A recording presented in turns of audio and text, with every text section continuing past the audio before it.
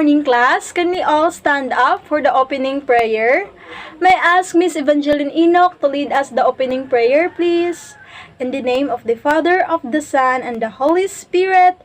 Amen. Once again, good morning, class. Come on, add a bit more energy. Good morning, class. Magandang umaga mga mag-aaral sa BS Ed Filipino 2. Okay, so let us also greet our instructor. A good morning to Ma'am Banga. So before you take your seats, kindly pick up any trash around your chairs and also fix your chairs properly and make sure your things are in order.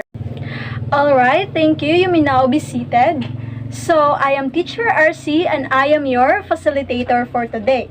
You have no choice because in my class, I don't want to see anyone using their phones during the discussion unless it's needed for our activity. I also want everyone to participate and listen attentively so that you'll be able to understand and learn from our lesson.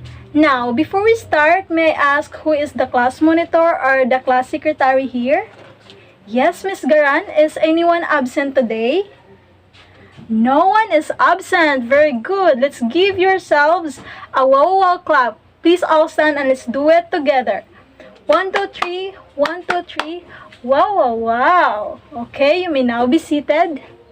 So today, we'll be having a new topic that is closely related to what we have discussed last meeting. But to refresh your memory, let's have a recap first about our previous lesson. Would anyone like to share 1 or 2 things you remember about our discussion last time? Do not answer in chorus, just raise your hand. Yes, Miss Hamisola? Okay, so according to Miss Hamisola class, our discussion last time is all about the assessment development cycle. Is Miss Hamisola right? Yes, Miss Hamisola is correct. So let us give her 3 claps. 1, 2, 3. So how many stages are there in assessment development cycle? Yes, Miss Teves. Okay, according to Miss Teves' class, there are 7 stages of assessment development cycle. Is Miss Teves right? Yes, Miss Teves is correct. So let's give her another 3 claps. 1, 2, 3. So very good class. You did really listen to our discussion last time. So what are those 7 stages of assessment development cycle? So the first one is very good. It is the planning phase. It is when we identify the learning objectives for our assessment. Second is it is the design phase. It is when we create a test blueprint or the table of specification. The third is the development phase. It is the actual creation or formulation of our test. The fourth one is the trial and review phase. It is when we do the testing of our assessment. Sixth is it is the revision and validation phase.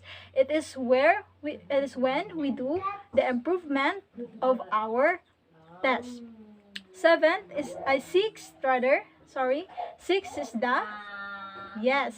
is the implementation phase. It is when we administer the test to the students. And the last one is the evaluation phase. It is when we analyze the results from our assessment. Now, moving on, before I will introduce you to our topic, let's have an activity first. I call this activity a Build a Test Challenge. I will divide the class into 5 groups. Is it okay if I will divide you by column? Okay, so each group, I will give a set of jumbled strips containing parts of different test items. What are you going to do is you will arrange the strips to form a single complete test question. And after assembling, you will paste the complete item on the board under the correct category. Are you ready? Hep hep! Hooray! Okay, so I will now give you the strips. Where's the group 1? Okay, for the group 1, group 2, Group 3, Group 4, and Group 5. Okay, so I will give you just 5 minutes to do it. Is that okay? Okay, so you may now start.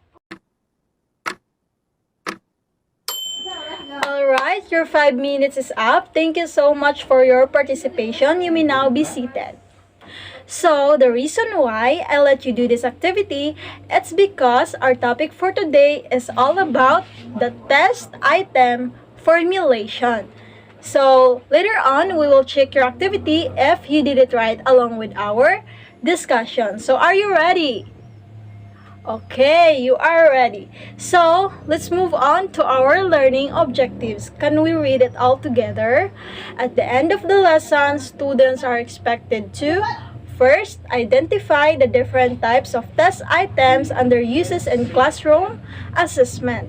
Second, select and formulate appropriate test items and tasks for classroom assessment. And third, apply the principles and guidelines in constructing quality test items. So, the previous lessons have familiarized us with the initial process and developing classroom tests.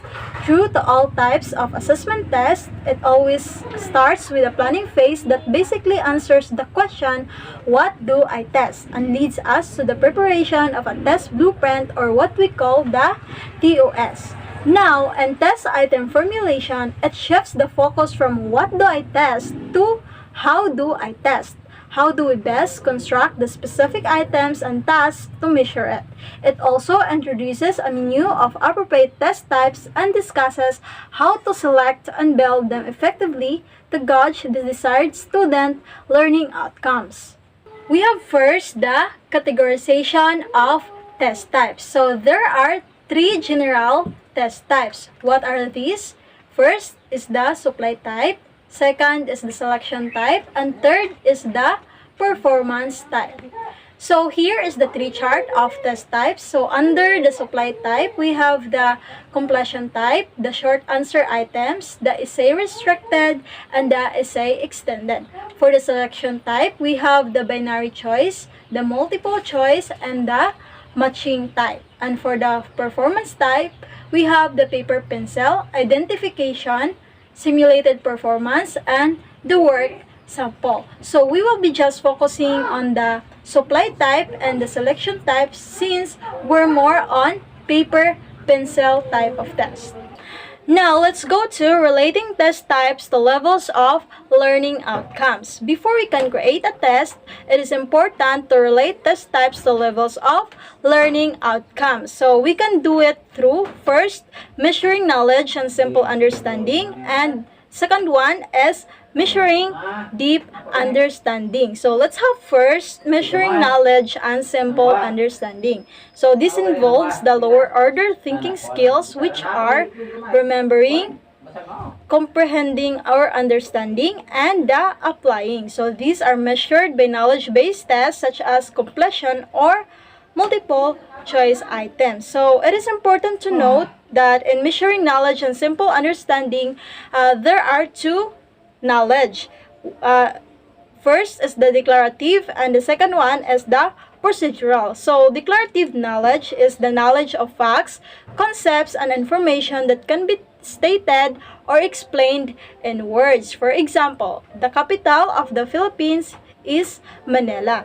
This means that declarative knowledge focuses on factual understanding or recall. It's about being able to tell or explain something. Now, let's go to procedural. So, procedural knowledge refers to knowing how to do something. For example, steps on how to write a poem or an essay. This means that procedural knowledge is the knowledge of skills, steps, and processes, and the ability to perform or apply what you know. Now, let's move on to measuring deep understanding. This involves the higher order thinking skills, which are the analyzing, evaluating, and creating. These are best measured through essay or performance-based assessments.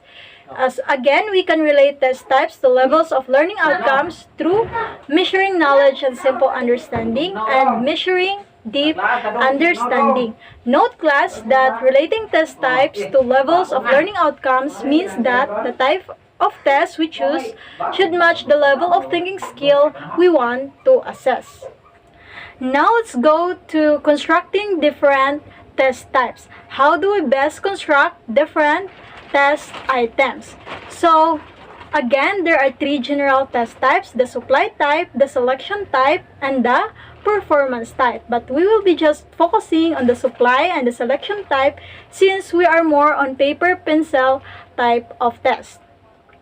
So let's go first to constructing objective supply type of items. So under the supply type, there are two subtypes, the objective and the non-objective. So in constructing objective supply type of items, under this is the completion type and the short answer items. So let's go first to completion type. So, when we say completion type, it is an item consisting of an incomplete statement or question with a blank where a single word, number, or phrase is the expected response. For example, panuto, kumplituhin ang pahayag. Ang salitang matalino ay isang halimbawa ng patlang.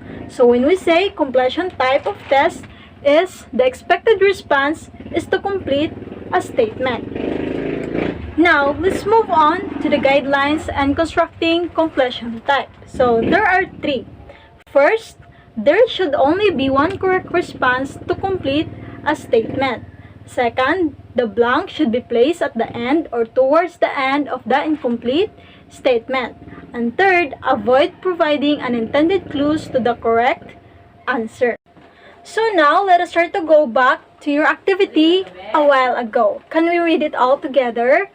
Ang tula ay isang uri ng panitikan na naglalaman ng patlang at patlang. Yes, you are correct that this is an example of completion type. Whose group is this? Okay, group 2. Okay, let's give ang galing applause to group 2. Okay, everybody? 1, 2, 3, 1, 2, 3. Ang galing!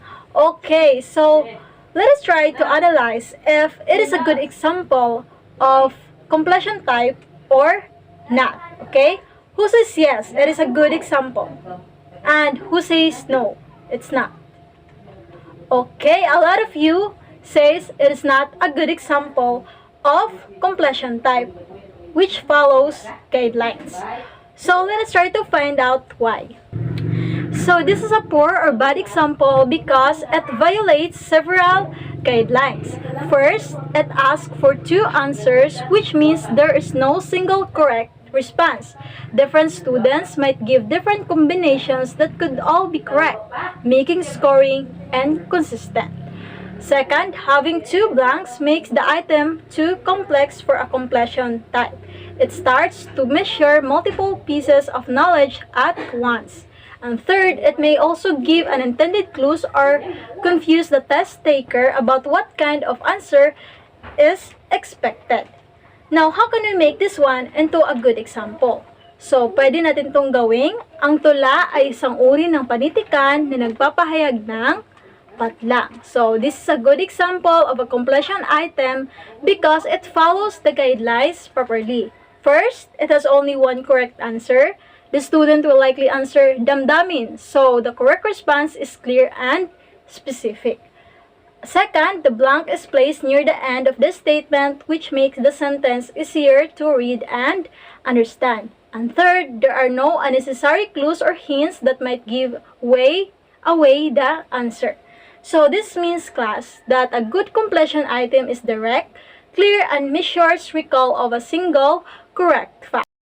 Okay, now let's go to the second type of objective supply type of items or tests. So, the short answer items. So, when we say short answer items, it is an item presented as a direct question or interrogative statement or an illustrative item that requires a brief phrase or statement as an answer. For example, Sagutin ang mga katanungan. Isulat ang sagot pagkatapos ng bawat pahayag. Anong bahagi ng pananalita ang nagsasaad ng kilos o galaw? So when we say short answer items, the required response of the question is only a word or a brief phrase.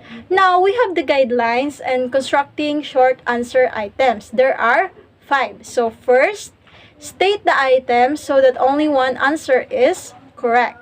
Second, state the item so that the required answer is brief. Third, do not use questions verbatim from textbooks and other instructional materials. Fourth, designate units required for the answer. And fifth and the last one is state the item succinctly with words students understand. Now, let us try to go back to your activity a while ago. Let us check it if you did it right.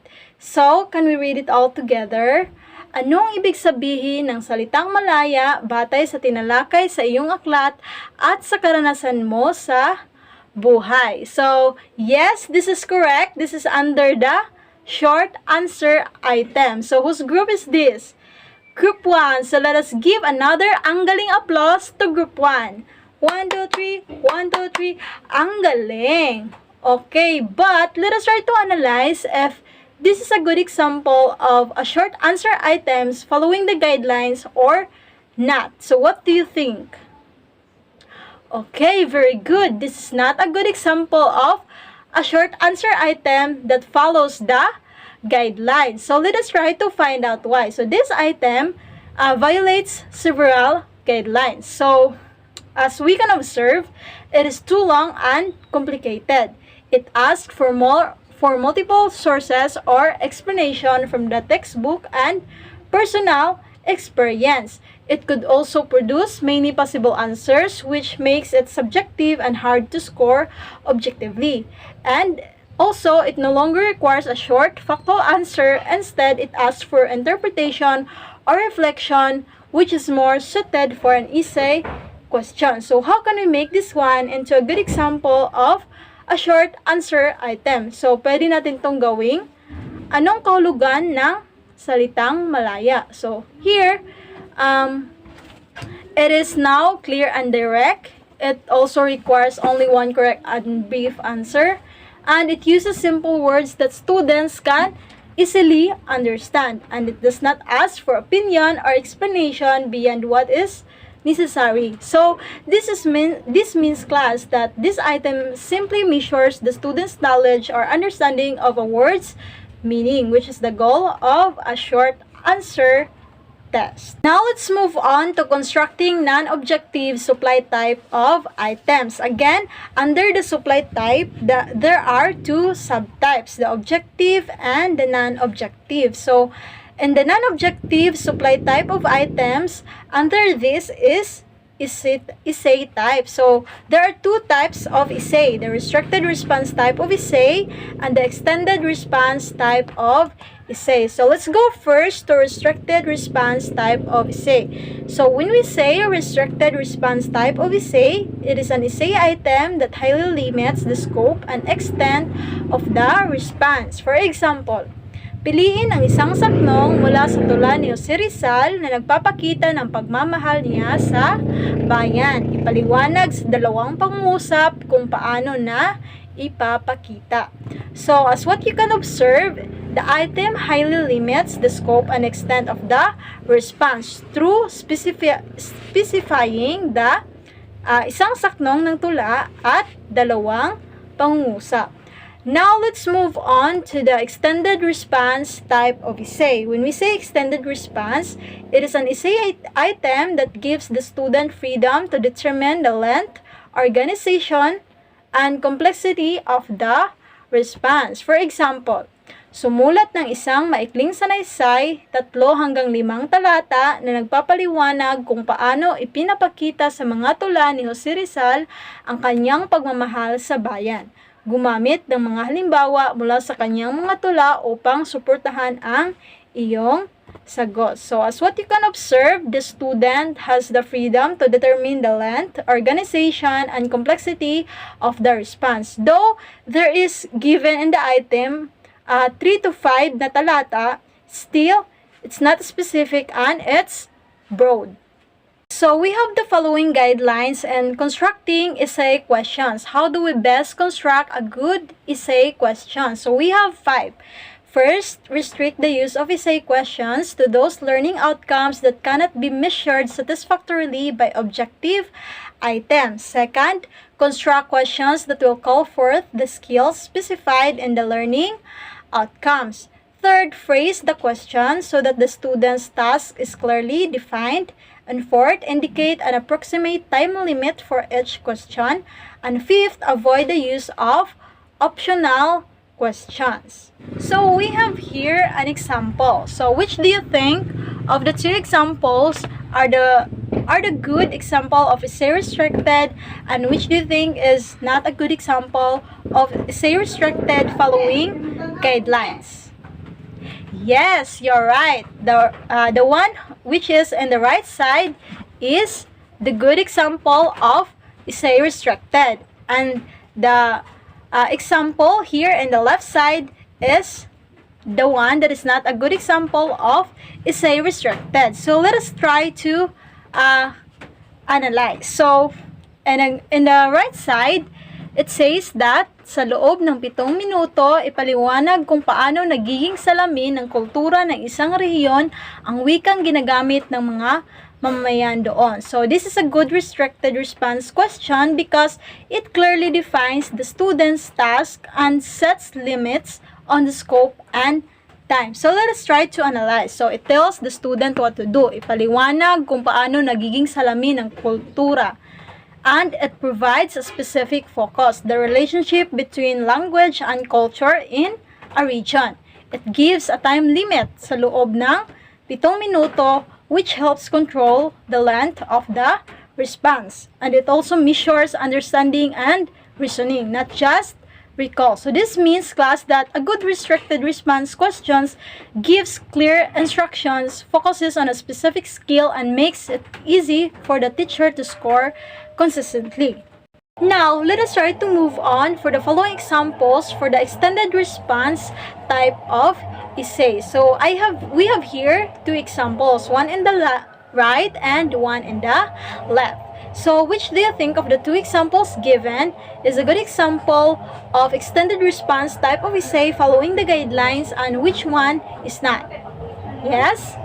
Very good, class. So the one in the right side is a good example of extended response type of essay following the guidelines. And the one in the left side is not a good example of extended response type of essay.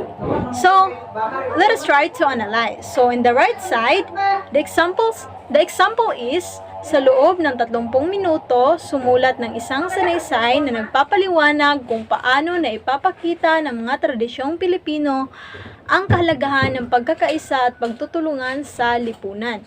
Tiyaking may panimula, katawan at konklusyon sa iyong sagot. So this means, class, that this is a good example because first, the task is clearly defined. The direction tells the student what to write about, such as the connection between tradition and pagkakaisa.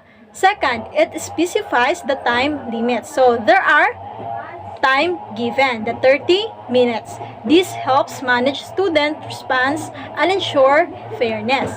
The third one, it gives clear structure. May panimula, katawan, at conclusion. This encourages organization and coherence in writing.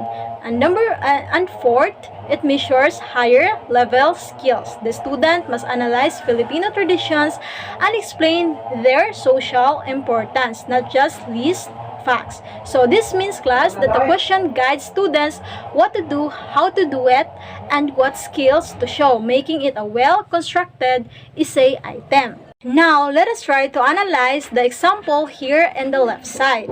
Sumulat tungkol sa kulturang Pilipino. So this one, class, is a bad example because first, the task is too broad and vague. It doesn't say which aspect of Filipino culture or what kind of discussion is expected.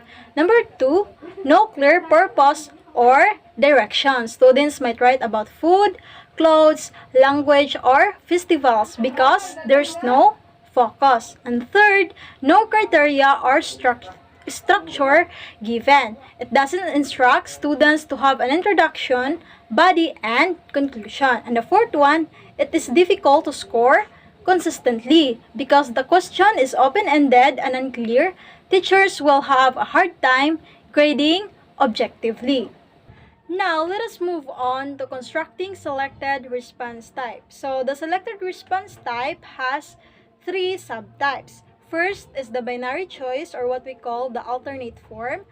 Second is the multiple choice. And third one is the matching type. So, let's go first to binary choice. So, when we say binary choice, it is an item that presents only two possible alternatives, such as true or false, yes or no, or fact or opinion. So, for example, isulat ang tama sapat lang bago ang bilang kung wasto ang pahayag at mali naman kung hindi. Number 1, ang pandiwa ay salita na nagsasaad ng kilos o galaw ng isang tao, hayop, o bagay. So, as what you can see here in the example, mayroon siyang dalawang pagpipilian, ang tama o mali.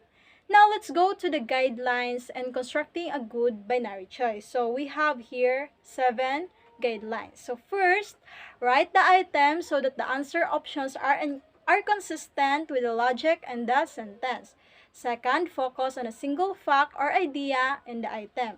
Third, avoid long sentences. Fourth, avoid insignificant or trivial facts or words. Fifth, avoid negative statements. Sixth, avoid inadvertent clues to the answer. And seventh, avoid using vague adjectives and adverbs. Okay, now let us try to check your activity kanina. So, can we read it all together? Tama o mali? Ang alamat, pabula, ipiko at nobela ay pawang halimbawa ng tulang pasalaysay. So, very good. This is an example of a binary choice item. So, whose group is this? Group 5. So, let us give another angling applause to Group 5. 1, 2, 3. 1, 2, 3. Ang galing! Now, let us try to analyze again if it is a good example of a binary choice following the guidelines or not. So, what do you think, class? Very good. This is not a good example of binary choice following the correct guidelines. So, let us try to find out why. So, as what you can observe, class, it contains too many ideas in one statement. The alamat, the pabula, the ipiko, and the nobela. When a statement has multiple facts, it becomes confusing. If even one part is wrong, the whole statement becomes false. So, it is too long and complex for a true or false type question. And it may also confuse students about which part is being evaluated. So, paano natin ito gawing magandang halimbawa ng binary choice? So, we can make this 1, 2. Ang ipiko ay isang uri ng tulang pasalaysay. So, here, it focuses on one single idea, whether an ipiko is a kind of narrative poem or tulang pasalaysay. Now, the statement is clear and factual. It can be easily judged as true or false. And the sentence is short and direct, making it easy for students to understand. And lastly, there are no unnecessary words or confusing terms. So, this means, class, that the item is a good binary choice question because it is simple, focus, and test one fact only. So, now let us move on to the second subtype of the selected response type of items, the multiple choice items. So, I know that you are very familiar with this, class, because lagi natin tong nai-encounter. So, when we say multiple choice items, it is an item consisting of a stem or the question or incomplete statement and several plausible options or what we call the alternatives from which the student must select the best answer. For example, piliin ang titik ng tamang sagot. Ano ang kasing kahulugan ng salitang marikit? A. Masipag. B. Maganda. C. Malungkot. di mahinhin. So, this is an example of a multiple choice items. Now, let's move on to the guidelines in constructing multiple choice items. How do we best construct a good multiple choice items? So, we have three.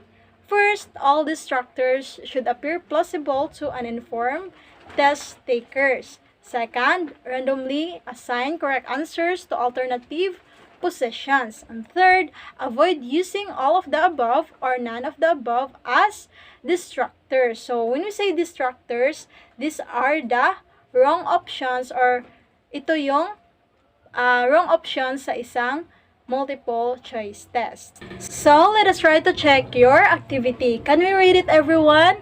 Kailan namatay si Jose Rizal? A. 1998, B. 2020, C. 1861, D. 1896. So, very good. This is an example of multiple choice item. So, whose group is this? Group 3. Okay, let us give another ang galing applause to Group 3. Ready? Okay? 1, 2, 3, 1, 2, 3. Ang galing! So, still class, this is not a good example of multiple choice item following the guidelines. So, let us try to find out why. So, as what you can see, the distractors or the wrong options are not plausible. Options like 1998 and 2020 are obviously incorrect. These years are too far from results time. So, a good multiple choice item should make all choices appear believable to students who are not sure of the correct answer. Also, option C, the 1861, is misleading because that's actually Rizal's birth year, not his death year. But the test taker might still guess it because it looks like a historical date. This can cause confusion, which makes the test less reliable. So, this means, class, that this item does not meet the guideline of providing plausible distractors. Now, how can we make this one into a good example of a multiple choice items following the guidelines? So, pwede natin itong gawing, kailan namatay si Jose Rizal? A. Ika-19 ng Hunyo taong 1861. Letter B. Ika-30 ng Disyembre taong 1896. Letter C, ika-30 ng Agosto taong 1897. At letter D, ika-4 ng Hulyo taong 1898. So, now, this is a good example because, first, all the structures are plausible. All the options are historical dates close to Rizal's lifetime. A student who doesn't remember exactly when Rizal died will need to think carefully. Second, the stem or the question is clear and direct. It only asks for one specific piece of information. So, there's no unnecessary wording or negative phrasings. And third, the correct answer, the ika-30 ng Disyembre taong 1896 is factually accurate and consistent with the question. Now, let us go to the third subtype of the selected response type of test items. So, it is the matching items. So, when we say matching items, it is an item that requires the student to pair elements or the premises in one column with corresponding elements or responses in a second column based on a specific relationship. So, in the example, we have ipares ang bawat bahagi ng pananalita sa hanay A sa tamang halimbawa sa hanay B. Sulat ang titik ng sagot sa espasyo bago ang numero. So, as what we can see in the example, there are two columns that needed to match. Now, let's move on to the guidelines in constructing matching items. So, how do we best construct a good matching items? So, we have here 6. So, the first one, keep the list of premises and the list of options homogeneous or belonging to a category. Second, keep the premises always in the first column and the options in the second column. Third, keep the list and the two columns unequal in number. Test directions always describe the basis for matching. Fifth, keep the number of premises not more than 8 as shown in the two sample items. And 6, ambiguous lists should be avoided. So, let us try to go back to the example. So, as what you can see, in the hanay A is the bahagi ng pananalita. So, they are the same in one column, mga bahagi ng pananalita. And in the Hanay B, there are all the examples. So, they're still the same. So, as what you can see, the two columns are not equal in number. In the Hanay A, there are 5. While in the Hanay B, there are 6. So, now, this is a good example of a matching item since it follows the following guidelines. So, now, let us try to check your activity. So, can you read it together? Itugma ang bawat uri ng tayutay sa Hanay A sa tamang halimbawa sa Hanay B. Isulat ang titik ng sagot sa espasyo bago ang numero. So, very good. This is an example of matching type of test. Whose group is this? Group 4. Okay, you got it right. So, let us give another ang galing applause to group 4. 1, 2, 3. 1, 2, 3. Ang galing. So, now, let us try to find out and analyze if this is a good example of matching type of test following the guidelines. So, let us try to analyze. What do you think, class? Okay, many of you says it's not a good example of matching type of test. You are right, class. So, let us find out why.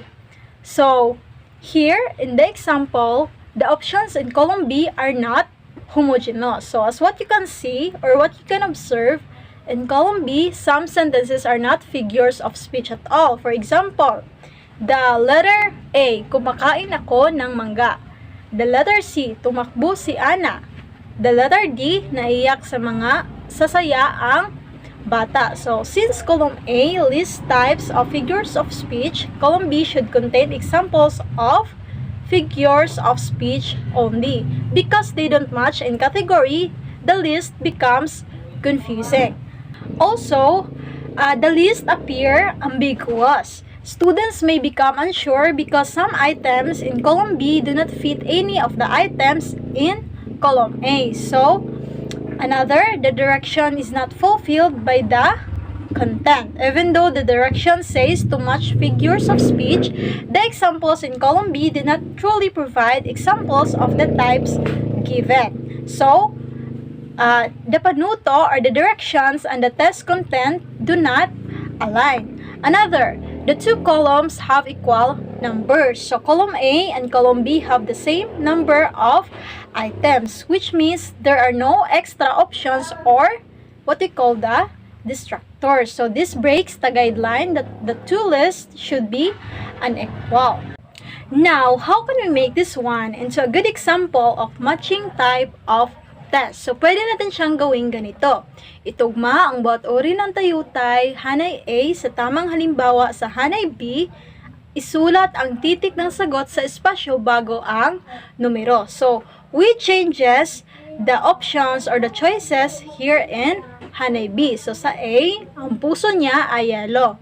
Sa letter B, buhay ko'y parang ilog na umaagos. Sa letter C, aba, ang galing mo na para kang baguhan. Letter D, tumaktak ang orasan sa tahimik na silid. At letter E, naghintay ako ng isang siglo sa iyo. So now, let us see why this correctly follows the guidelines. So first, both columns are now homogeneous. Column A contains types of figures of speech. Column B contains only examples of figures of speech, which means they match in category. So, the guideline number 1 was being followed. Now, also, the premises are correctly placed in the first column. So, column A is the premises, list the types of figures of speech. And then in column B are the options or the list of the examples. Next, the two columns have an unequal number of items. So, as what you can observe, in column A, there are 4, and in column B, there are 5. So, it means there is one distractor. So, this forces students to think carefully and prevents guessing. Next, the directions are clear and appropriate. So, the instructions tell the students exactly what to match. Then, the number of premises is not too many. With only 4 items in column A, the task is manageable. And lastly, no ambiguous choices. So, all examples in column B clearly fit one of the types in column A. Again, class, there are 3 general test types: the supply type, the selection type, and the performance type. So, under the supply type, we have 3 subtypes: the completion, the short answer, and the essay, which has 2 types: the restricted and the extended. So, when we say supply type, it is an item where the student supplies or writes the answer directly. So, examples of skills measured in supply type are recall, comprehension, and explanation of ideas. So, for selection type, we have 3 subtypes: the binary choice, the multiple choice, and the matching items. So, when we say selection type, it is an item where the student selects the correct from given options. So, examples of skills measured in the selection type are recognition, understanding, and application of knowledge. So again, we have the levels of learning outcomes, the lower order thinking skills, and the higher order thinking skills. So under the lower order thinking skills are remembering, understanding, and applying. So examples of test types that are applicable of lower order thinking skills are completion, short answer, binary choice, and matching. For higher order thinking skills, under these are analyzing, evaluating, and creating. So examples of test types are essay, performance, or performance-based task. Okay, to summarize the guidelines of constructing a test, we have here for completion and short answer, the main guidelines are only one correct answer, place blanks near the end, avoid clues or vague wording. For essay, both restricted and extended, it is used for higher level outcomes. Define student tasks clearly, limit time, and avoid optional questions. For binary choice, keep items simple, clear, and factual. Avoid negatives and trivial statements. For multiple choice, provide plausible distractors, randomize correct answers, avoid all or none of the above as wrong options. For matching, keep list homogeneous, provide clear directions, and limit premises to around 8 items. Okay, now class, why is it important for teachers to know how to select and construct appropriate test items? How can this skill help you as a future teacher and in everyday decision making? So, would anyone like to share their idea? Yes, we have here Miss Atienza. Go ahead. Alright, thank you for sharing your good and wonderful idea, Miss Atienza. So let us give a hand to Miss Atienza class. 1 clap, 2 claps, 3 claps. Okay. Knowing how to create fair and valid test items helps teacher assess students more accurately.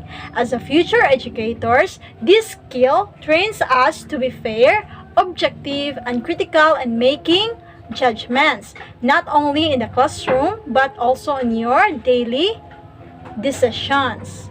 Again, class, let us not forget the 3 general test types are supply type, selection type, and the performance type. Under the supply type are completion type, short answer items, essay restricted, and essay expanded. Under the selection type are binary choice, multiple choice, and the matching type. So now we have this activity called the Identify Me. So I will read the following guidelines, and what are you going to do is you will identify the test types these guidelines applicable to. So I want this to be answered individually. So just raise your hand if you want to answer.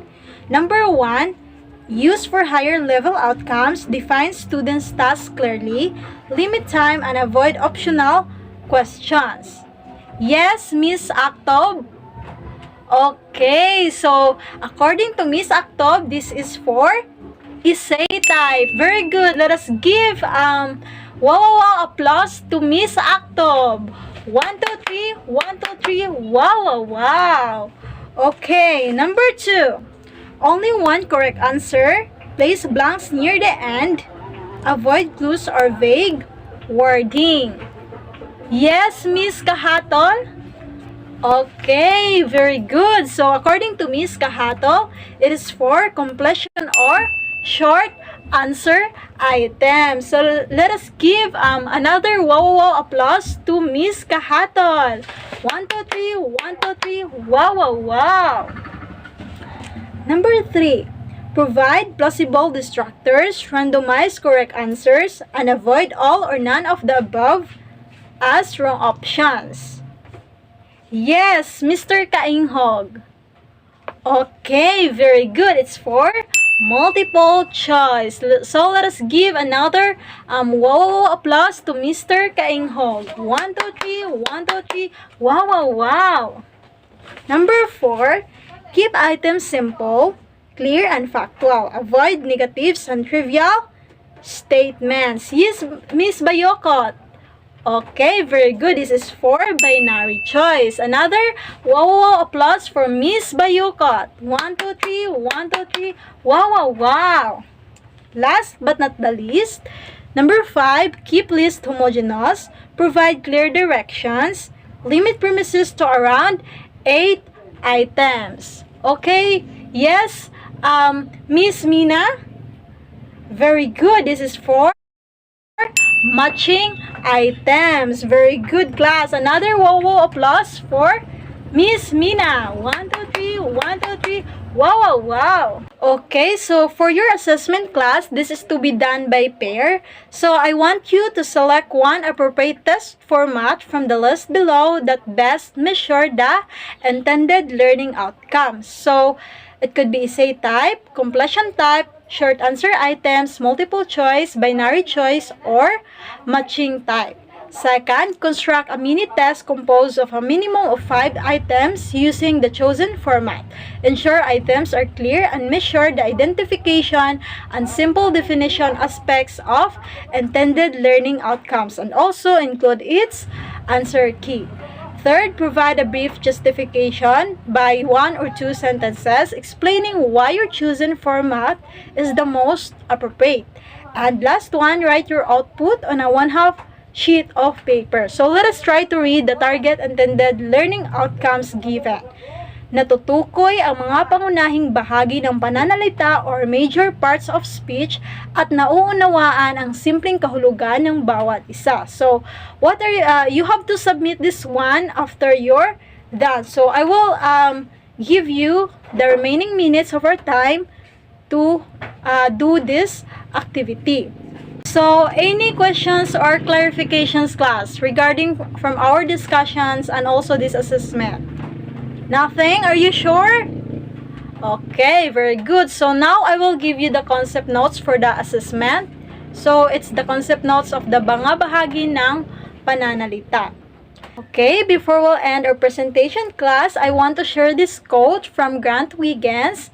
Let us read it all together. What is tested is what is taught. What is tested is what is learned. Thank you so much for your participation and cooperation, everyone. I hope that you learned something from our discussion today. This is Teacher RC. Thank you so much and God bless all.